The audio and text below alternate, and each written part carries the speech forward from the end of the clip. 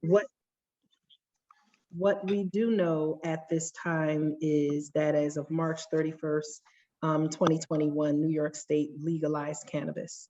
And so cannabis use for persons 21 and over is fully legal right now. And it's going to be legal going forward. There will be, and we're not talking about medical marijuana, we're talking about adult recreational use marijuana. We're talking about cannabis, straight cannabis products, infused drinks, edible cannabis, whether it's gummies or baked goods or anything of that nature is now fully legal. We know that cannabis retail stores will be open based on the state's estimation by the end of this year, as well as what they call on-site cannabis consumption places. So there will be retail stores open, and there will be lounges and kind of like bars where people can go and smoke cannabis, kind of like cigar bars. So you have cigar bars. You'll have kind of cannabis locations, or you might have restaurants that say they're going to have a cannabis room. So there will be on-site consumption. There'll be retail stores and there'll be on-site consumption organizations or recreational places where you can have, that's what they call it, use of retail dispensaries and on-site consumption sites. On-site consumption sites. And so that's what they're calling them right now. They're saying that while cities, villages, and towns may regulate the time and manner of adult use cannabis retail dispensaries or on-site consumption sites, but we cannot make their operation unreasonably impractical. When we first started having this conversation a few months ago, we were saying, oh, well, we could kind of create a zone where we will have cannabis stores or consumption sites. And the state is saying at this time that's not legal. That this is a retail business like any other retail business. If it's in a retail corridor and it's already zoned for retail, then you cannot put any more restrictions. It does not have to go through any special zoning permit for a special zoning permit approval, that it'll be a retail store like a candy store. It'll just be a cannabis store. We can say like other stores, they can't operate past midnight, but we can't say you can only be open between 4 and 8 p.m. because that would kind of make it impractical for them to operate. So that is something that I found out last week. So, really right now, that's where it's at. If there is someone who wants to open up a cannabis production facility or growth place, and it's already in a neighborhood that is industrial or light industrial, then it's an allowable use. So they're saying even on production and growth and manufacturing and processing, as long as it's put within a zone for which it is already an approved use or as of right, when they're talking about land use laws, that we cannot put any additional zoning restrictions on it. Now, of course, there will be regulations around smell and processing and water and hydroponics and all of those things. But like any other business, they would have to meet the state regulations that are around it. And so I have had the opportunity to meet and speak with Tremaine Wright, who is the chair of the Cannabis Control Board. I am looking to have a conversation probably in the next week with the executive director of the Office of Cannabis Management, who is Christopher Alexander. I am speaking with some of the staff who will be moving from the Department of Health over to the Office of Cannabis Management, who are kind of the regulators and the investigators, to get more understanding of what's going on the state level and what the regulations are going to be locally and how these businesses will come online. So some of the things that I've done outside of just looking at what New York State is doing is where we're at, being a member of the United States Conference of Mayors and working with the National League of Cities and the African American Mayors Association. I have spoken with some of my fellow mayors and had very long conversations with them since about January about kind of the onboarding of cannabis into their communities. So the mayor of Denver, the mayor of Tacoma, Washington, the mayor of Boston, speaking to the mayor of Newark, because cannabis is up and operating there now. They all said their communities had lots of concerns, but they weren't opting out, and opting out was never an issue for them. But what they did is they went and visited other communities. So part of what we're planning right now with the New York Conference of Mayors is we're going to do what we kind of call a cannabis retail crawl. Not that we're using it, but we want to go up there to Boston and really see what's going on. As we've spoken to people and even the New York Conference of Mayors staff, they said when they went up to Boston, they would go downtown into the downtown areas or the areas where the cannabis retail centers were. And what they found interesting, they didn't know if they were giving away free donuts, but the lines were long and they were orderly, and that it was very much in demand, that they didn't see crime in the neighborhood or anything, the things that we associate with feeling that cannabis is going to be legal. Cannabis is already legal.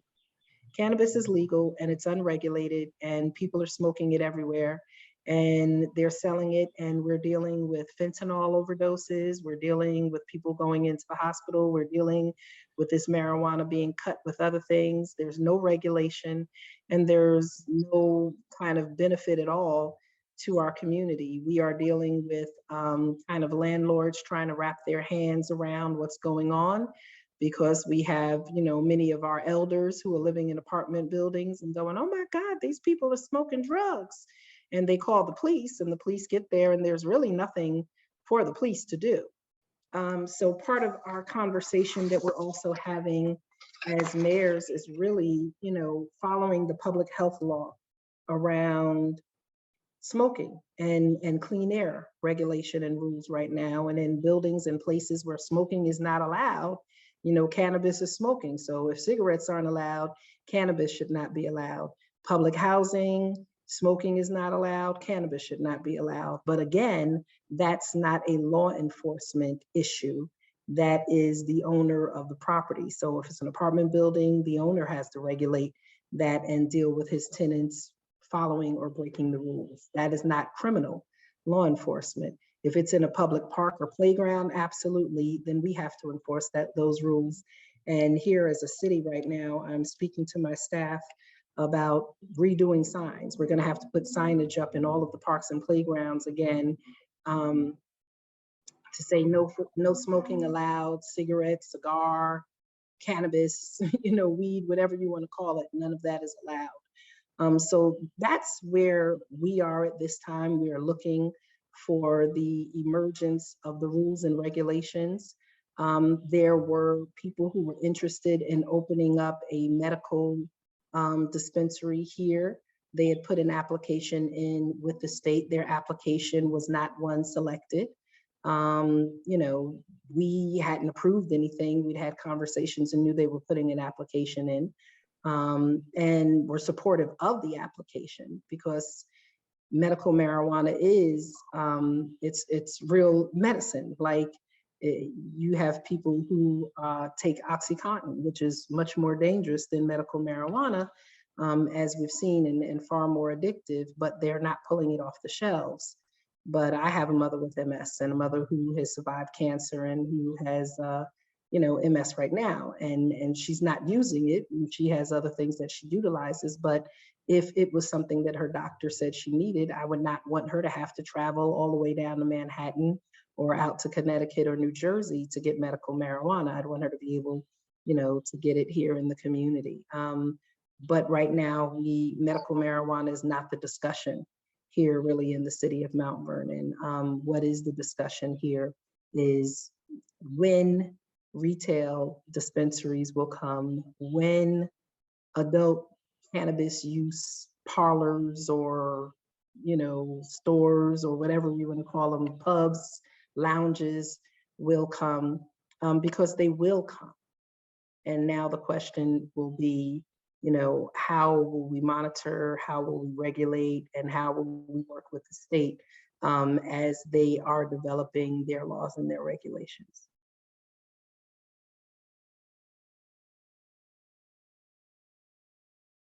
And New Rochelle, White Plains, Yonkers, all of the cities have, well, I'll say they have not opted out. There was not an opt-in, there was just a question of not opting out. So all of our major cities in the region are still in, and Mount Vernon is in line with that. Currently, I know there are on Mamaroneck Avenue or Main Street, there are I don't really know, CBD. I don't even remember. There are CBD dispensaries in White Plains right now. And again, haven't seen or heard of them having any problems or challenges. And, I spoke to Mayor Roach about that. And where my friends live around the country, I've asked them, what are you seeing in your communities? And how is it being handled and managed? So I think that's more than 5 minutes of an opening, but that's kind of the information that I have now, the latest information. And what I will do is I'm going to drop several links into the chat that says adult use cannabis legalization. What do you need to know? What is the law, governance structure? What is the law, social and economic equity? And then there are some cannabis forums or educational forums that the state will be holding this week. And I'm going to drop those links in so that you could have those links and, be able to track the information as it becomes available and updated. You have to say all that over again. Yeah. Yeah. Thank you, Mayor. Where's my again, this is something that we know coming into Mount Vernon. The state will authorize who can operate such a facility, and the mayor will have a committee to set up regulations as far as time frame and location. Those are the main 2 points. There are a few other things the city can do, but that's basically all you can do. It will be here. It is here. I remember in the 50s, some politicians wanted to bid it. Finally, 70 years later, it looks like it's here. I'm sure some of you may have pros and cons. Please raise your hand, and I'm sure they may be able to satisfy any question you may have.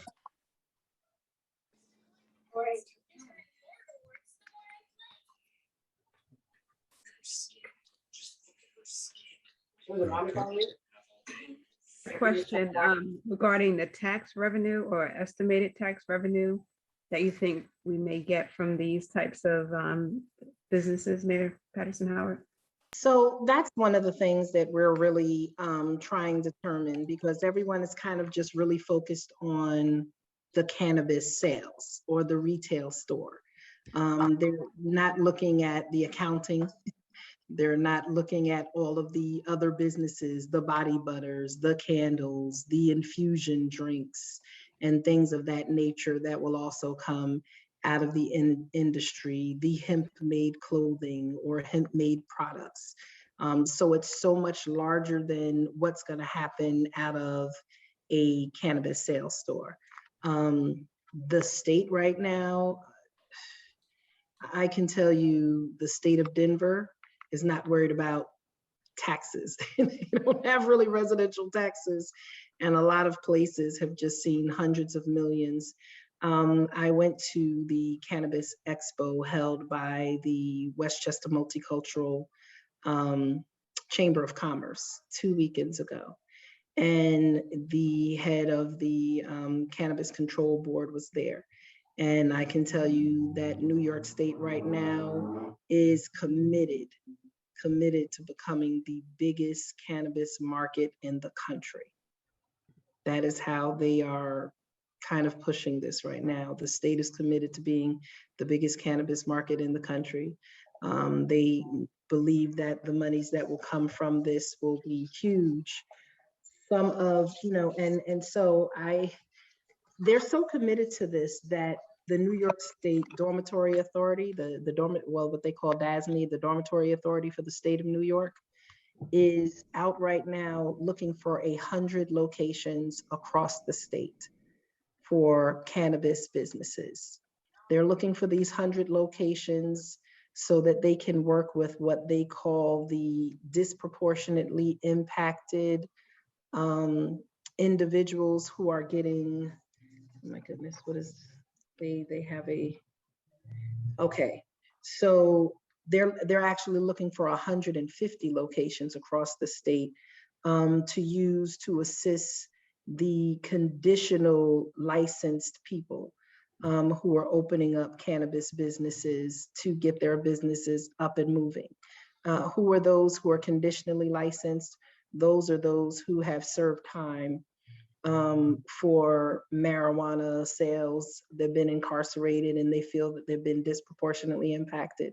And so the first licenses for cannabis businesses in the state of New York are going to those who have been disproportionately impacted over the last 25, 30 years of marijuana being illegal, and who have served time in prison and have, maybe lost a large portion of their life and their fortune. And so they're going to be the first who will benefit financially from this market. The other thing that they're doing, and they're saying that that's an equity project. Also, they will dedicate the state based on the level of tax that they receive. Will use 40% of the state tax money to create a New York State Community Reinvestment Grant Fund. And I'm going to read this really quick. It said, through this fund, qualified community-based nonprofit organizations and local governments would be eligible to apply for funding to support several different community revitalization efforts, including but not limited to job placement and skills service, adult education, mental health treatment, substance use disorder treatment, housing, financial literacy, community banking, nutrition services, services to address adverse childhood experiences, after school and childcare services, legal services to address barriers to reentry, linkages to medical care, women's health services, and other community-based supportive services, and to further support the social and economic equity program, furthering the participation of equity applicants into the cannabis industry. New York is all the way in, all the way in. What we have seen, and I'm just gonna kind of share this. Many of you know, before becoming mayor, I've served over 30 years in human services. 1998, really getting the drug court going here in Mount Vernon. And that was one of the biggest things that we saw is, of course, criminal possession of a controlled substance and criminal possession of marijuana. It hasn't changed. The marijuana industry in Mount Vernon and across our nation has never been impacted by the war on drugs, ever. Over 85% of drugs, even in all of these years with the war on drugs, have made it into the United States and have been sold. At the very best efforts, they've never reached catching more than 15% of the drugs coming into the country. So we've spent a lot of money on that, and people are going to get their drugs and they're going to use their drugs. The question is now, I guess, how are we going to regulate this to make sure that the money that needs to go back into the services can be there and that the industry is regulated. Numbers of overdoses are just increasing. And I think a lot of that has to do while they're bringing this to a legal market, as opposed to continuing to push it underground. Keeping the market underground has not worked well. And so, as I speak to state regulators, that's a lot of the conversation that they're having. Now, this more than anything is a culture shift.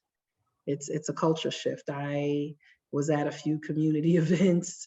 I was at a few vigils, and I mean, my goodness, the marijuana smell in my hair 5 minutes after being in the circle of young people was overwhelming, right? But what could you do? Because it's legal, other than say, can you not blow that in my face? That's rude. And I think you're going to see that kind of that big cultural freedom of everyone like, oh, I can smoke marijuana now. We're seeing that. And I think that will fade like anything else. Your kids turn 21, they can go out and drink, they go out and drink. And then they get past that. It doesn't mean they stop it. They just know how to self-manage much more. And we're going to see that here in our community. We're seeing it already here in our community. Forget the dispensaries. If you go over to 10th Avenue and 3rd Street, you can buy marijuana in 5 different flavors. And they're selling it on the street in the open air with signage because they can, because it's illegal. Or it's not illegal, it's legal.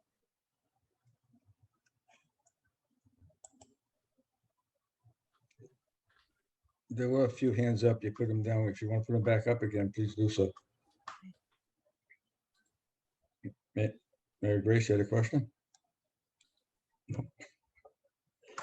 Okay. I think everyone they've been studying this and they're finding Not out. advocating this, but we really do want to hear your voices. We really do want to hear your input. We really, this allows us as we go and we speak with our state legislators and the Office of Cannabis Management as they're designing this system, to really be able to have the authentic voices of our residents is going to be very important. If we don't know what your concerns are, you might be looking at things from a different vantage point than we are. So the more that we hear from you, the broader we can open our perspective and be able to ask the questions so that we can get answers to bring back to you. So Andrea has a question. Thank you for coming and thank you for sharing this information with us. So my question is, what policies, procedures, structures are in place, if any, to ensure that there's some kind of equity in this? Because I've also been studying this across, things that have happened across the country. And the majority of cannabis things I've seen are Caucasian enterprises. So what kinds of things are being put in place to ensure that there's some equity for people of color so that they can also be allowed to run some of these enterprises? So the executive director for the Office of Cannabis Management, Mr. Christopher Alexander, is an African American male, and Tremaine Wright, who is the chair of the Cannabis Control Board, is an African American woman. And as I stated, the first 150 licenses for dispensaries are being given to conditional recipients, meaning that they are receiving these because they had been incarcerated and impacted by the illegal cannabis industry. And so that is part of the equity push.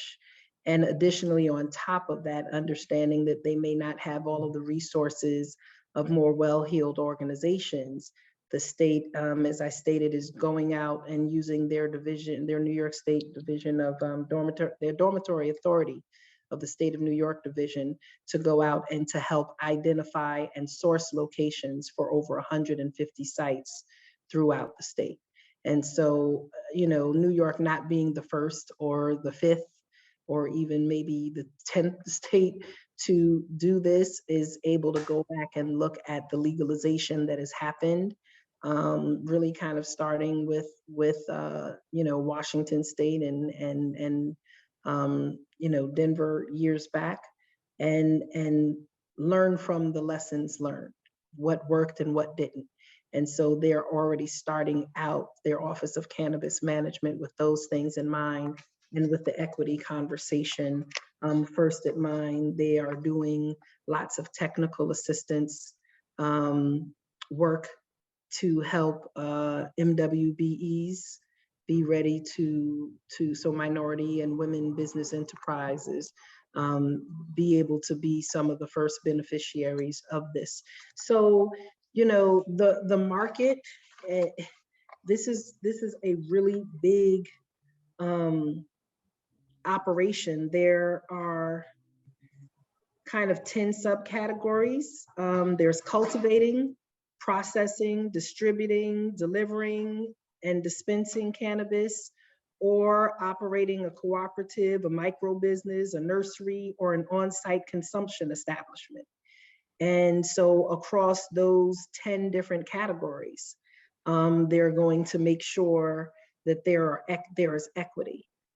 So, you know, marijuana can be cultivated not just on big farms, you know, in the northern region or the very suburban areas or rural areas of our state, but right now people are looking at hydroponics and doing them on rooftops. So you can either do, you know, they've already been able to identify and establish that you could cultivate more marijuana in, you know, 10, 2,500 square feet locations than you could on a big farm, because it's a much more controlled environment and you can cultivate it year round. And so, you know, they are working with people to say how you can, just like you have urban farming that they're talking about urban cannabis cultivation and processing. Oh, that sounds great. Thank you. And is there seed money or grant money available for people? I don't have those details at this time, but I've dropped quite a few resources into the chat. One that might be of particular interest to you is Wednesday, May 25th at 4 p.m., How to Ensure Equity in the New York State Cannabis Industry. Okay. I dropped the Meet New York broadcast and WebEx in there. The other one is on Tuesday, tomorrow, How to Support Cannabis Cultivation in New York. That's at 4 p.m. And those are 2 listening series. And then I dropped cannabisnewyork.gov and cannabisnewyork.gov cannabis conversations into the chat. So those are 4 things. And then I have 4 PDFs that I've pulled down off of their websites, and one including an FAQ, that if you tell me the email to send it to, like who everyone's linked to on here, then I'll send it to that email so it can be distributed to the respective groups. Thank you so much. I appreciate it. Thank you. Melvin, if you could mute yourself. Get down to Melvin. Side effects include respiratory tract infection, headache, and urinary tract infection. Picture your life in motion with Good Fun. A treatment designed using a prep. Somebody's off mute. Please mute yourself. Got him. Took me a second to find him. Does anyone else have questions? You can use the hand icon or. Or just comments that you feel is good, bad, indifferent. There are a lot of emails on this, and most of the people, half the people, more than half the people had sent the email. Henry, you have a question? Henry, you got to unmute. You have to unmute, Henry. Have to unmute yourself. And then Patricia. And then Patricia. Go ahead, how's that? Good. Okay. You know, years ago, I heard that that the marijuana was an introductory drug leading to the use of other more malicious drugs. Has anybody done a study or has an idea of the fact that we're now considering the use of cannabis, Mary Jane, or weed in terms of serious outcomes later on as a result of using this? At that time, I was in school, and we were cautioning children. When I say children, in their teens, against using marijuana because it could lead to the use of other more serious addictions, drugs, and that's my concern is what will be the outcome, and being cautious of that.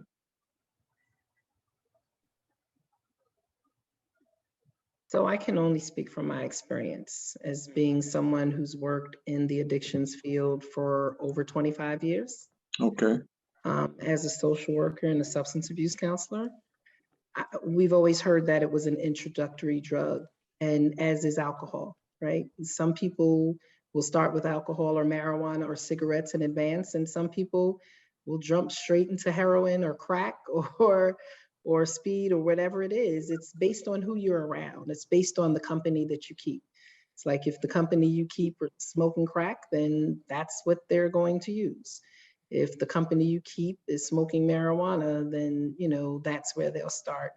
You know, it can be considered introductory, but there are plenty of people who will start wherever they start, if that makes sense. I've had a lot of people in drug court who didn't start with marijuana. They started with their drug of choice, whether that was crack, cocaine, heroin, angel dust, methamphetamines, OxyContin.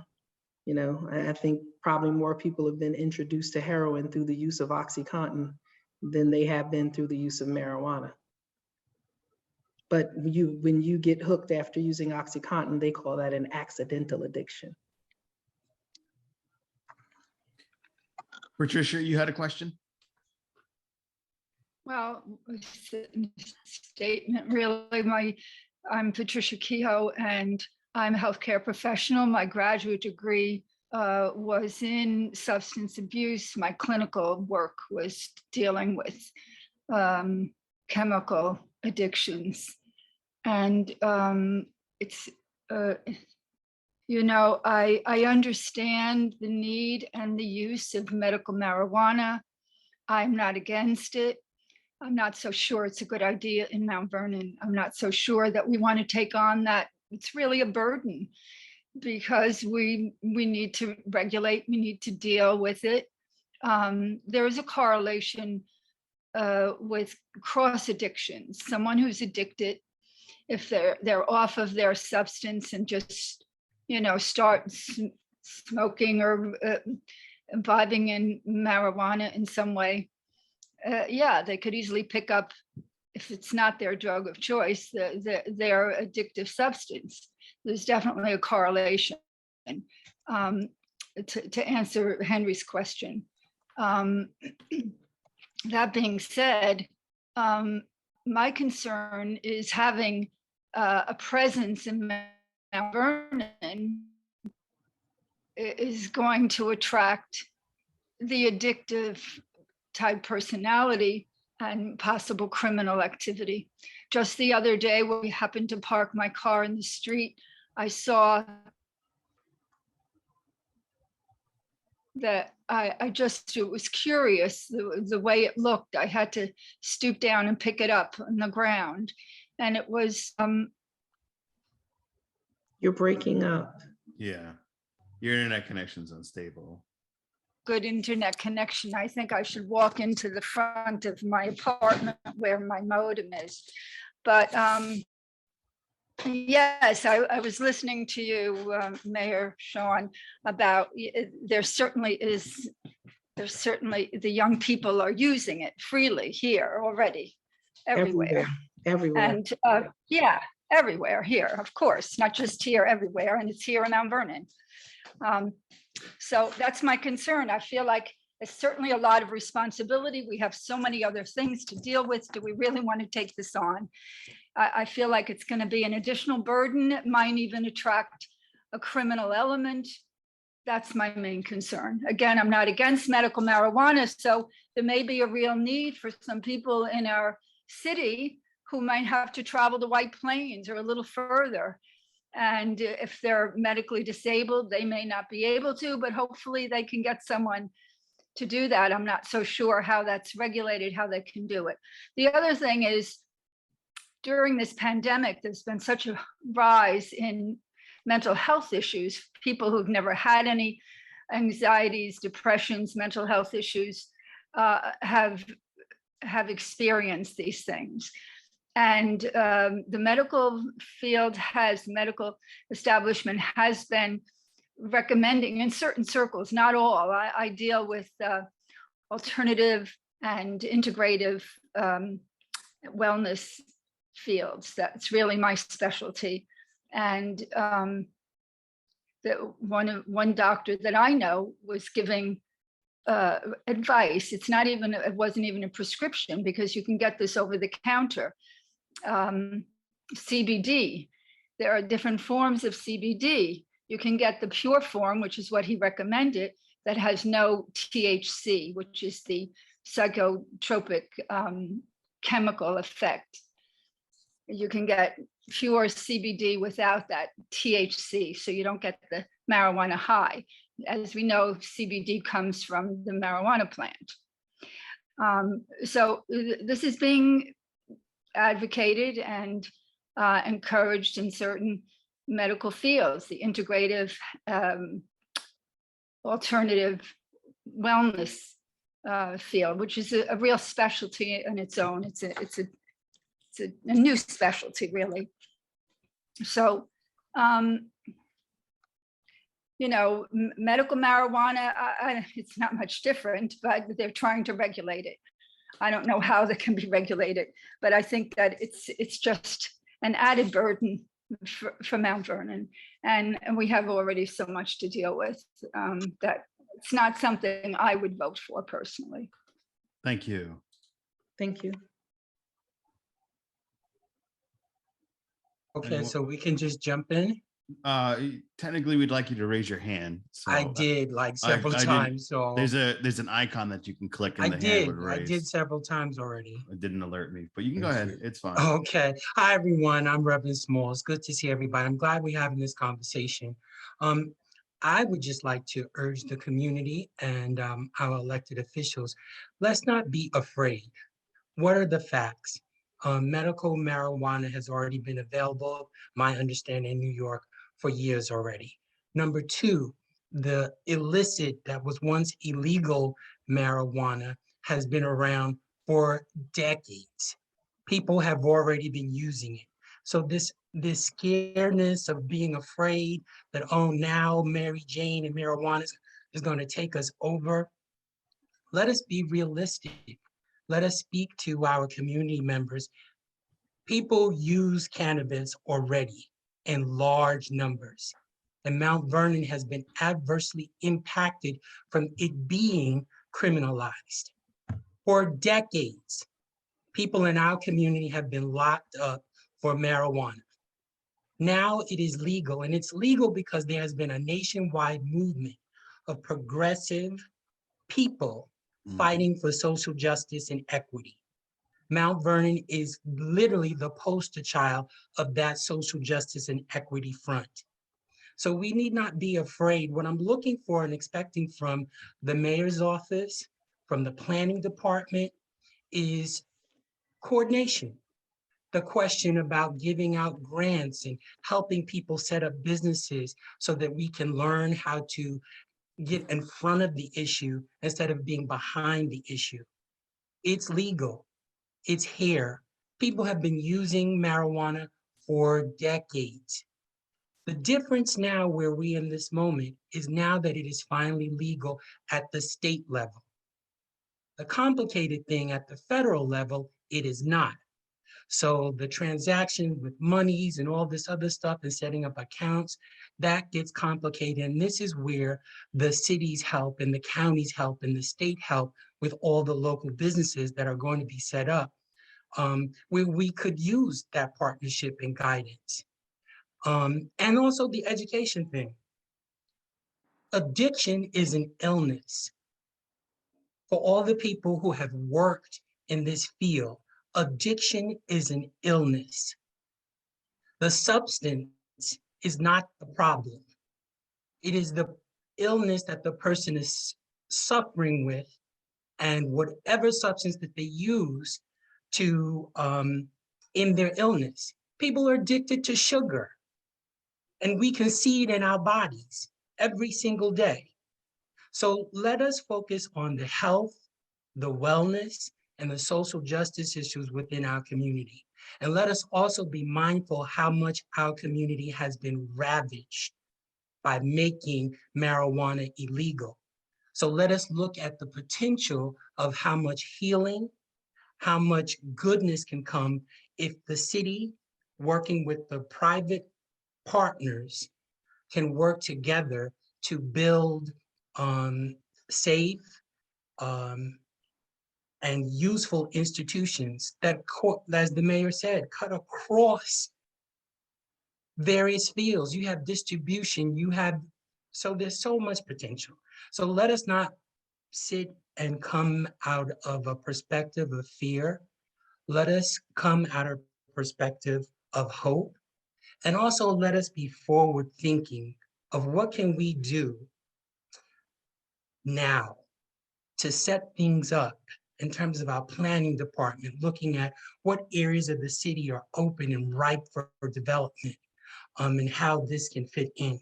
So that's my hope and prayer and expectation. That's what I'm going to be expecting from the mayor, from the city council, from our county government. We voted for you. We put you in office for a reason. And our job is to make sure that you are advocating and doing the things that we need.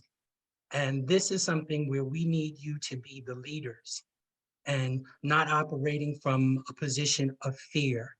So we look forward to partnering with you and working with you, and also keeping track of what's going on so that Mount Vernon is not lagging behind the issues, but moving forward. Thank you. Thank you, Reverend. Thank you. Thank you. All right, Tal, you had your hand up, and then Evelyn. They're using the hand icons. I appreciate it. Thank you. Well, most definitely, let me add my thanks to the mayor for taking this time out of her schedule, to be here, and to also acknowledge this effort that John has put forth to make this a community conversation. So I want to be a little intellectually vulnerable here. I'm coming from the perspective, we're going to buy into this as a community. I want to suggest that we buy into it. Is there a way for our community to become investors in this effort, either with a private equity partner or on our own? Now, I don't know all the details about how the Green Bay Packers up in Wisconsin got this special relationship with the municipality and how they became known as the people's football enterprise. But could we possibly allow ourselves to think about becoming entrepreneurs in this situation? And really, if we're going to invest in it, let us invest in it. Let's not put this on the municipality per se. Let's put this on the residents. Are we ready to buy into this? Are you willing to take out $1,000 if you have it and make an investment in this so that we can be stockholders and shareholders in an enterprise as such? Is there any opportunity, given the somewhat loose framework that's been set up so far from what I can see, for us as a community to actually get in on the ground level of the economic aspect of this long term? I can tell you right now, Mr. Thomas, that there are residents of Mount Vernon who are doing just that.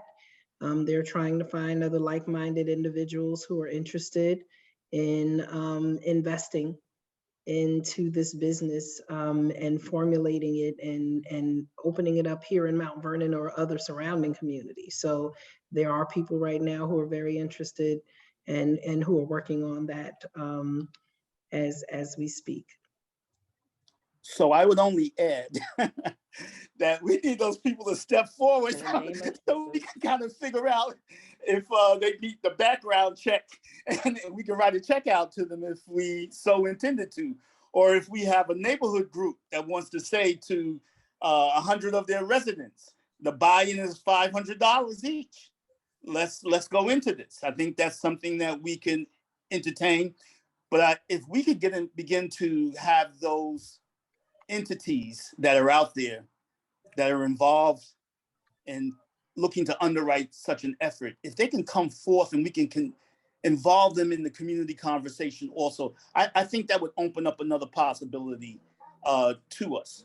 And I would just add, I've spoken to some of our successful business people. My eyes are opening that they are leaning very favorably to this as an economic enterprise. And it has given to some lively discussion. but I'm seeing their perspective more and more, given the discussions that I particularly have had with them. And as I said, if we're going to buy into it as a community, giving largesse and saying, okay, we support this without putting skin in the game, sometimes can make that entire situation really it can make it less than solid. I think that we have to look for opportunities to put skin and equity in the game. And if we think of it in that way, maybe this can be a groundbreaking situation for the people, the residents of our city as such. And again, I would, if a bar was going to open in Mount Vernon or a cigar lounge or anything like that, I'd rather see it happen from people who are in our community than people who are outside of our community, because you trust them to Right. operate it because you live here, you have a stake in the community, and you don't want to open a business that's going to be done in a reckless fashion. And Ms. Feldman and Ms. Curtis, I definitely see your hands. And I know I'm not running this, but I just wanted to say that. And the other piece to that is if New Rochelle and White Plains and Yonkers and Portchester and all of our surrounding communities are going to have sales, retail sales, and if they're going to have adult consumption sites, then it's still going to impact our community without our community receiving any of the benefit from it, right? Yep. Because if they're going to go to New Rochelle, White Plains, and they're not just going to go there and sit in the car and eat gummies, they're going to come back to Mount Vernon and eat gummies in their houses. And so, we're our police department, our fire department, our EMS workers, whoever, if they're going to smoke it right in, are going to have to deal with those people. The one thing I can say that I agreed with the governor is when we instituted rules around COVID, it was regional rules. It wasn't city by city, right? Because you couldn't say, oh, don't bring that back over here. One of the things that we have at the same time that is left over from COVID, which was always a no-no, was the to-go alcohol, right? So you can have alcohol in a solo cup with a top and a straw and take it out of a restaurant now. Whereas before that would have been considered an open carry ticket. So, there is a lot that is changing, and we can talk about what we feel is the morality or the concerns, and we can lose time, or we could absolutely plan on the front end to ensure that an industry that is definitely coming to this city before the end of the year comes in a way that is not harmful, or we minimize the harm, and that we really do our due diligence around learning how this has been done successfully in other places. All right, Evelyn. Yes, hello, good evening. I do very much appreciate your time and this community dialogue. This is amazing. Really appreciate it. What you said about the episode that you can come out of a church and you get the cannabis smoke blown into your face, or location, these two things bring me to the question, as they are looking for locations to give these licenses, are there any, let's say, ground rules for how these infrastructures are being placed? Let's say we're the users of the city, of the map, of the comprehensive plan, and we have a feeling of what works where and what not. Are there any rules as far as, a distance to a school or a distance to a house of worship for these type of businesses? Since you said we can't really put many restrictions once you have a business that can operate, you can't really restrict it, but the location of the business, are there any, have you heard of any distances that need to be considered to our children's activities? And I'm writing that question. So if you see me looking down, it's because I'm writing. So I'm writing that question down specifically. Because the initial conversation for the city is, could we put this in a certain zone? Like if we wanted to put it over on a Mount Vernon Avenue outside of a residential zone. And when we asked the state, they said, no, if it's a retail zone, it has to be allowed there. But within that, like you said, if we're talking about a drug-free school zone, which all of us kind of grew up on, right? You know, that would be a question that would be up for discussion right now. So definitely. And for years, even with the alcohol and with cigarettes, I've worked with the drug-free communities support programs and going in and doing the testing of alcohol and cigarette establishments, making sure that kids under 21 couldn't go in there and purchase them. And, you know, this would be something that I would want to see expanded for cannabis as well, that the same regulations that alcohol and cigarettes and the sale to people under 21 is enforced in the same way. So thank you, Ms. Feldman, for that question, because that is going to be a specific question that I send to them after we get off. And they might have those regulations, I just don't know that information at this time. Before Jane says something, I just want to point out that the place can be designated by the city. However, towns, cities, villages are permitted to pass local laws and regulations governing time, place, and manner of adult use. So we can designate a certain area should not be, another area can be. This is all up to the city council and mayor. Right, but Mr. DiGiovanni, let's make sure that we read the whole piece as it's written, because it says that we can do these things provided that such regulations do not make the operation unreasonably impractical as determined by the Cannabis Board. So I want to read the A and B clause of that statement, because it's a full statement. So we can't say you can be on the last block of McQuestion Parkway, beyond the manufacturing places on the Bronx border. But we could certainly say, no, this is not a good spot. You could certainly. And I can tell you, as I've spoken to the cannabis retailers, you know, as I've gone to these expos and to the different mayoral conferences, they're all there now, like especially in New York. And one of the things that they've said is, look, we want to work with cities to determine a location that is going to be good. Because if we're in a bad location, then we feel that the city and so many people are going to work against us. And we're not looking to make this type of investment for it to be kind of snarled in back end ways. And so as I have conversations, and these aren't even people who were interested in Mount Vernon, but they're looking in other places or wherever they can be, they're saying, look, you know, we don't want to be unreasonable. We want to make sure that this is going to work. We're investing money. So we don't want to set ourselves up to fail and, you know, come out. It may be a delicate situation, but obviously, you know, we do have that type of authority that we could say this particular area is too populated, or it's near a school. There's a lot of different rules and regulations we can put on it, and yet have it in a productive area for the facility to establish. I think Jane was up next. Yeah, Jane's been waiting a long time. Yeah, I'm sorry, Jane. Story of my life. Yeah, I think we need to say a word about the potential for increased crime. There was a comprehensive study done in the city of Denver, which has over 100 retail outlets. And what they found was that there was increased crime near these establishments.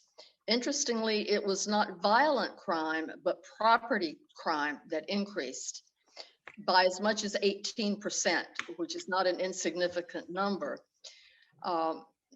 Much of it surrounded the establishment itself, because as long as marijuana is still illegal under federal law, these operations are largely cash businesses. And, you know, the bad guys know that these are cash businesses. And so it becomes a target. So security has to be a considerable factor, either increased police presence or private security on site and nearby. So I just wanted to throw that in as, you know, another consideration for us. Absolutely. And that is definitely part of the conversation. And like you said, Denver, that's the first place that these were open. And like I said, those are some of the lessons learned in the beginning, is because it was a cash business and everyone knew the amount of cash, you know, the huge amounts of cash they had on site. And so other states and other places that have legalized it have increased the regulations around what type of on-site safes you have to have, the amount of security you have to have, the amount of cameras inside and outside your business, and how far those cameras should extend into the community. So like if we were to say you need cameras going, you know, 500 feet, as far as 500 feet away from your business, you know, at your business and 500 feet to increase the camera and the security in the area. You know, those are things that we could, you know, clearly look at. But, you know, definitely those were a lot of the concerns that we had heard from, and the lessons learned that each of the subsequent states who authorized dispensaries and retail stores asked for to be taken into consideration when licensing locations. All right, Andrea and then Mary. Mary. Well, I started out a while back, and I just wanted to really lift up what the Reverend was saying, is that we can't operate from a place of fear. We have to start looking at possibilities and potentialities, and we have to be realistic that marijuana is here. I mean, people have been getting high, and it's not even decades, it's centuries. People have been getting high, and they will, whether you make it legal or not. And you know, we have to be realistic that a legal enterprise in no way affects the illegal trade of anything. That will do what it's going to do. And we obviously have to put things in place to take care of that piece too. But we can't let it stop us looking at the possibilities here, because, you know, as the Reverend pointed out, which I think is something people are overlooking, is that, you know, for every business, any retail that you see, and it could be cannabis, it could be a pizza parlor, it could be a liquor store, it could be a restaurant. There were like at least 5 different corollary businesses that you don't see that supply that enterprise. And those things provide revenue and jobs and things like that for people, so that we can't be blind to what the possibilities are of this. And we can't be naive about what's going to happen on the other side. That's going to happen. But this is a possibility for the community to not only have increased revenue, but increased employment for people, increased business opportunities, anchors in the street. You know, one of the things people forget, and I think if people remember that in the Fleetwood area, that less AMP there, that if you get businesses are also anchors for communities, and that when I come to the AMP to pick up one thing, I'm going to stop in that other store and pick up something else while I'm down there. And I'm going to stop someplace else and pick up something else. So it really benefits your whole community, so that we just have to help it be safe and secure. Now, the one thing that came to my mind when Ms. Curtis brought up the idea about how do we have security because they're cash businesses, I would say, why are we inventing a wheel? Go to people who already ride a wagon. New York is a casino state. They do cash all the time, so that they have ideas about securing cash businesses. Obviously, we wouldn't do it on the scale that a casino would, but we can learn lessons from businesses like that deal in cash and carry. I mean, people come in with huge amounts of cash. They take cash from people. They have cash at the end of the day. What do they do to be secure? Start to talk to people that do those sorts of things around us and learn the lessons that they've already learned, and put things in place for ourselves so that we can, you know, have a secure area, a business area, an area that's profitable, and a community that thrives around it. You know, I mean, I think we have to start asking the same questions around cannabis that we ask about liquor stores. Where can you put a liquor store in America? Where can you do that? You know, people can walk in and buy liquor any time of the day or night. And now you're talking about liquor to go, which is, you know, amazing to me that people would do that, knowing what we know about the potential detriments of alcohol use. We know about that. We know about drunk driving. We know about all of that, so that if we're willing to open that piece up, then it's illogical to me that we are so dead set against marijuana. It's what it is. It's people use it, you know, so we have Yep. to start to be realistic and balanced about this and not, as he said, operate out of fear, but let's look at the possibilities and be, you know, mindful and structured about how we structure it, how we control it, how we legal. But we can't just be, you know, eyes closed. Oh, no, we can't do that. Because it's not just criminals, obviously, that use cannabis. You know, I know forthright, upright, Eastern Star church going ladies, old Suburban ladies who smoke housewives. weed. I mean, I just be real about it, you know, because I work in Harlem. I know people that do that. And they do it for different reasons, you know, but so we can't be naive and we can't cast aspersions, because the same kinds of conversations that we're having about this now, as Mayor Patterson Howard brought out, people were having these same conversations about alcohol in the 1919s and 1920s, that it was only the derelict and the debauched and all that, you know, depraved that used alcohol like that. And what was the lesson we learned from that is that prohibition was basically a useless enterprise, because alcohol still, you know, you could still walk any place if you knew where to go and get alcohol all the time. Yep. So that they spent a lot of money and a lot of time and a lot of effort trying to kill a business that they couldn't kill. So let's learn from that enterprise too, that failed enterprise, and not do what we're doing right now. That's Thank you. Mary? I think Mary's next. Thanks. Good evening, all. I apologize because I came on a few minutes late if this has already been addressed, but I had a couple of thoughts and questions.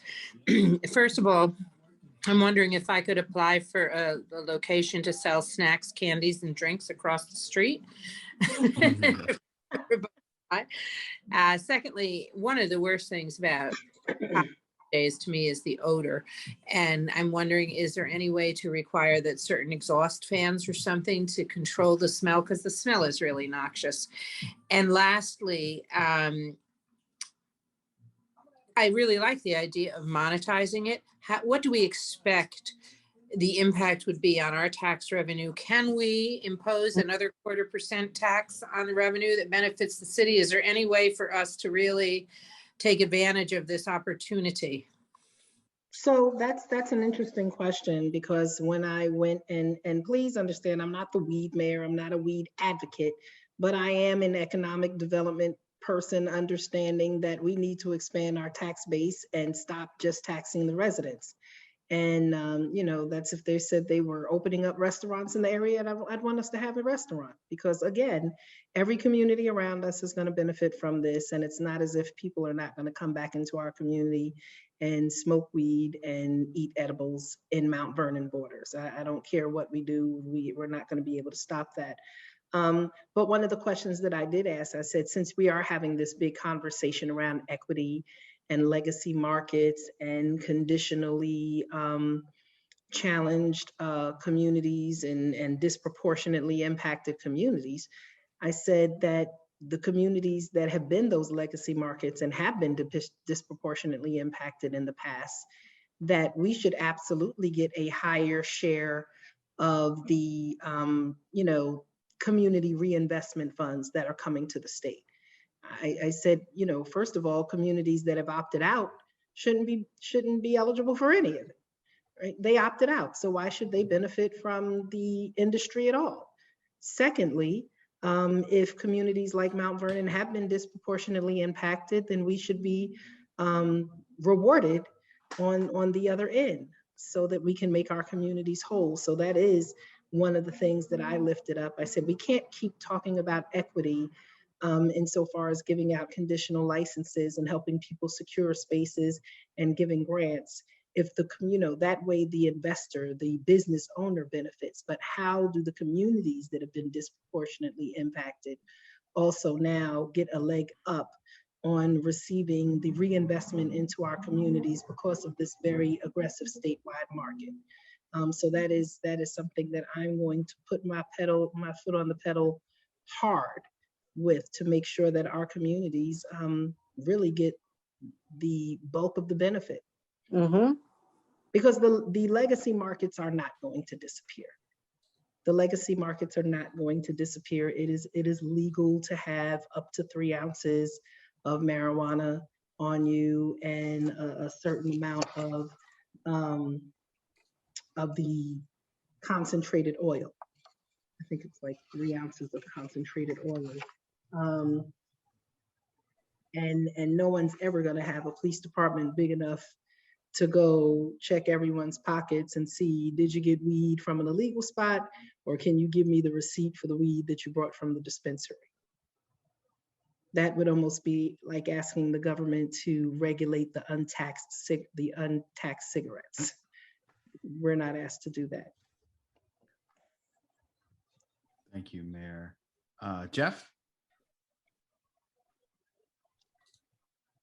Jeff, you have to unmute. Yeah, you caught me off There guard there. I'm just getting home. Yeah, thank you, and thanks for everyone for coming out for this conversation. But I haven't heard yet a more long-term kind of address for causality and why some of I think our real fears are actually based in fairly reasonable, expectations of negative outcomes. And I think one of the things we haven't addressed in Mount Vernon, which this might actually give us opportunity to address, is the very reason why things like alcohol, so many substances, especially alcohol, but including cigarettes, of course, heroin, cocaine, and now marijuana are really outgrowths of coping mechanisms and self-medication. So I think when we talk about the opportunities we have in Mount Vernon, we could actually, let me get settled in here. I think we could talk more extensively about why crime exists, including poverty. Why depression and anxieties exist, which drive people to substance, self-medication, et cetera. These are obviously long-term issues that are not going to be solved overnight, or even maybe not even in a generation. But I think we can really deal with some of these other peripheral issues that, including crime and material consequences to cash availability, et cetera. Why don't we have decent cultural studies in our community? Where 90% of the population of the student body is, African children. And of course, these are the reasons why many of our community members tend to self-medicate. Anxieties, everything from adult heart attacks, so there's a reason these, people like Dr. Carl Hart are studying these things. So it's not some kind of anecdotal thing. If we really want to deal with the reasons why we're concerned about, imbibing or abuse, so I just want to kind of put that on the table for consideration as we look at this as an appropriate response to social and even economic situations in Mount Vernon, because obviously money's not going to solve everything. Investment is obviously not a bad thing if there's a collective return on that investment. Quite frankly, though, I think we give too much weight to things like investment as if money is the solution of everything in this country. So it's something I like to just leave with us. Thanks. Thank you, Jeff. And Mr. Monroe, one of the things that I think you would probably be pleased to hear is, say we had marijuana cultivators. If we had a company that did marijuana cultivation here, one of the community benefits that I would look for from those who are doing marijuana cultivation is for them to do some investment in urban farming. Because in order to cultivate marijuana and grow marijuana, then you'd have to know how to do farming and how to grow and how to manage for growth outside and inside. And so, just like when other businesses come into the community, we have opportunities for there to be kind of a community benefit. And community benefits from organizations that are doing cultivation of marijuana could absolutely be urban investment in urban farming and urban agriculture, or retail stores or consumption locations would be adding more towards job training, You know, and like you said, all of these side businesses that are going to be an outgrowth from the cannabis industry around job development, job training, and product development, things of that nature, marketing, all of those things are going to be an outgrowth of this industry. Yeah, and thanks, Mayor. And if I could just kind of follow up with a thought I had focused on, because it's part of our work that I've advocated for in the nutritional aspects of farming, because obviously economics is important in a capitalist society, but more importantly, our people need to eat nutritionally and affordably. So the other aspect of that is labor, democratic labor management and control. So worker co-ops is something that we need to discuss in this. And I realize there are, you know, reasonable expectations that investors are going to have ready resources and capital that's necessary, et cetera. But what we don't get out of those conversations is worker ownership of their labor and the profits and the products and or services that the community benefits from. So that's something that I think we should be looking at more seriously, whether it's, you know, cannabis industrial solutions or otherwise. But these are new times that we need to start talking about new things that are frankly not new ideas, but just haven't been popular. So that's my, you know, my last thought on that. Thanks. And if it would be helpful, you know, please let me know if this would be helpful. But if we're going to do this, I would want to make sure that we have a very large audience, as large as possible. You know, one of the gifts that COVID has given us is everyone uses Zoom and WebEx as a platform, and we become very comfortable with it.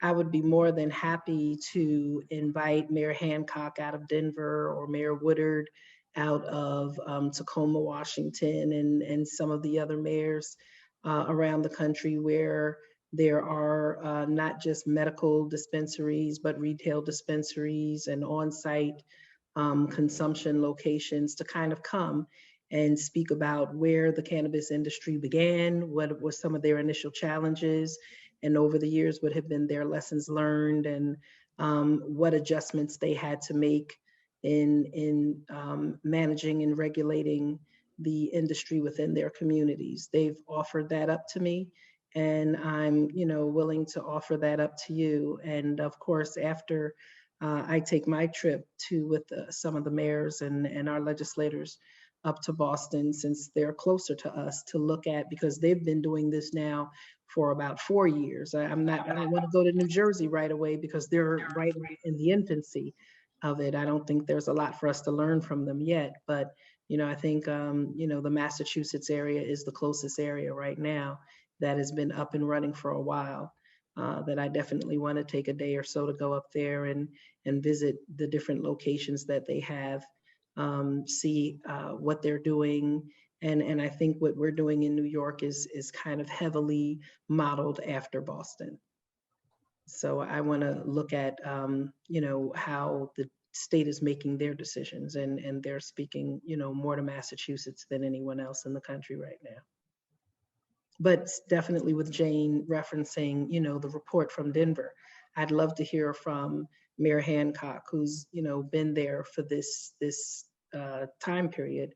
What did it look like in the beginning, and where have they gotten to now, and what are the benefits? What are the things that cause him to still say whoa, and you know, what things do they still need to make adjustments to?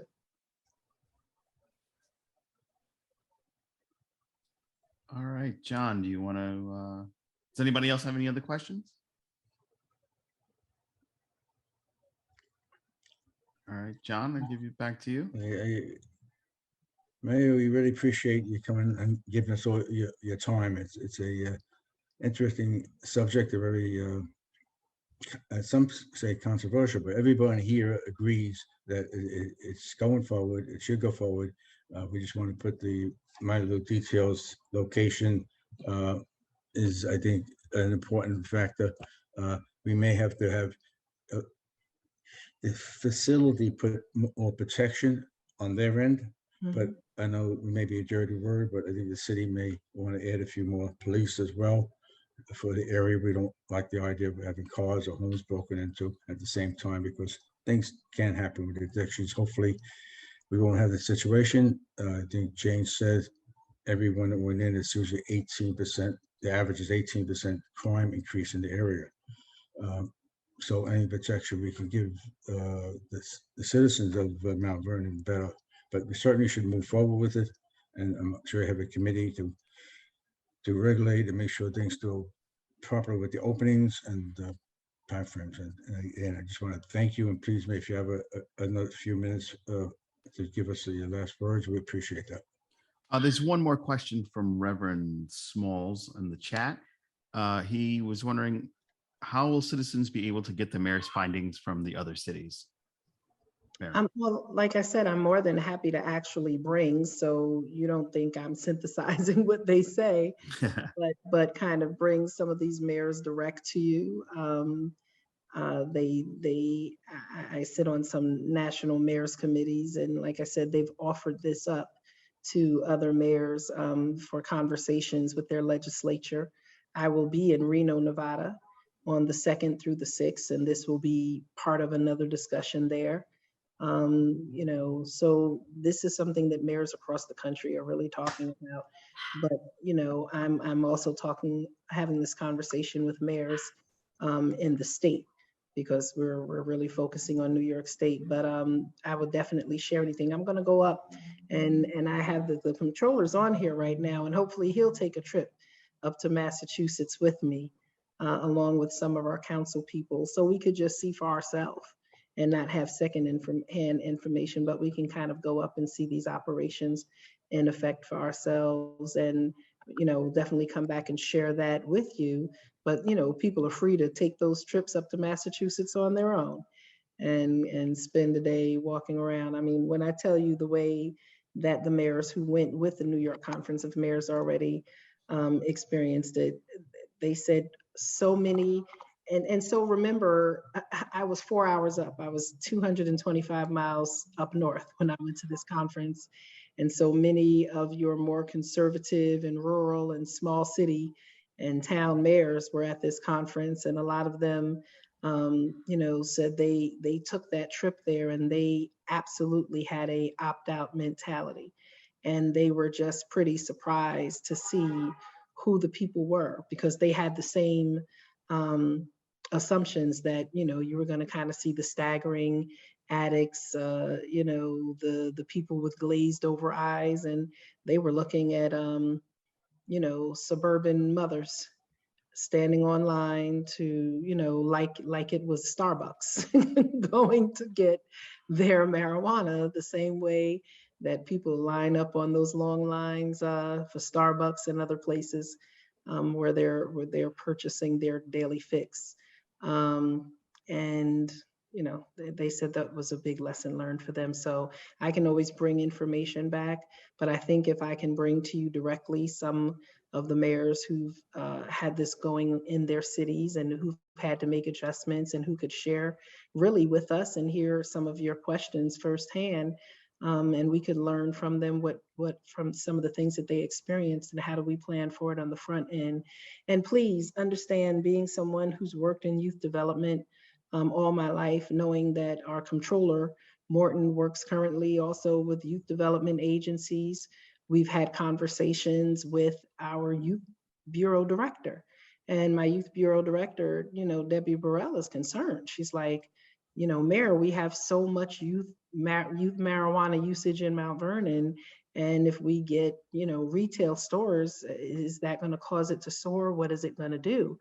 And I think we just have to plan on the front end for how we will put services in place, because we're seeing the impact of it now. When we had Kayla Green's vigils, there were like 5 or 6 vigils, and the marijuana smell was thick in the air, even here on the steps of City Hall. And we were just like, oh, this is something, this is a real different time. And, you know, and how do you do that? So we have questions. We're not walking into this blind. We do have questions. We do have concerns around how it will not just impact adults, but how it will increase use amongst our young people. And like I said, we're going to see an increased spike. We've already seen it, because it's been decriminalized. And yes, they're under 21 and they're not supposed to be smoking it, but they are. And what I'm not going to do is start a whole nother negative impact on our community by snatching up and arresting every 16, 17, 18, 19-year-old.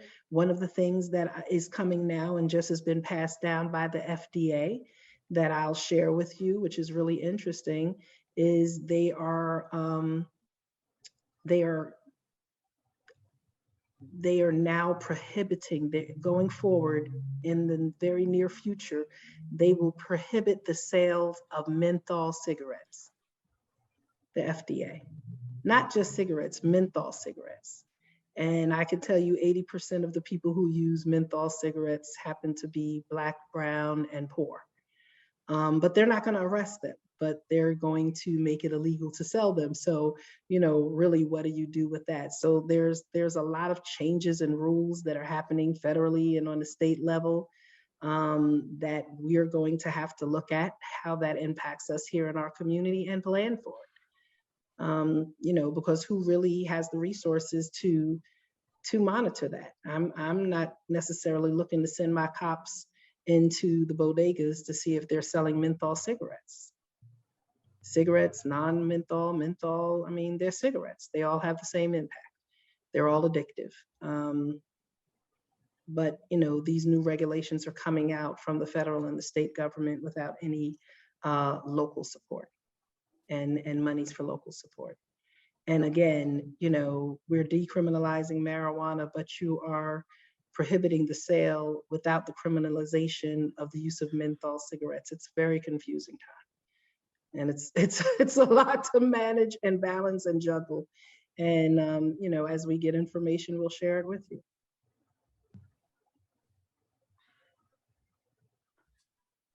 All But right. thank you for the platform and this opportunity. And just so I'm going to back and ask questions about, are there limits insofar as, how close can these be to schools or churches or daycare centers, youth facilities, things of that nature?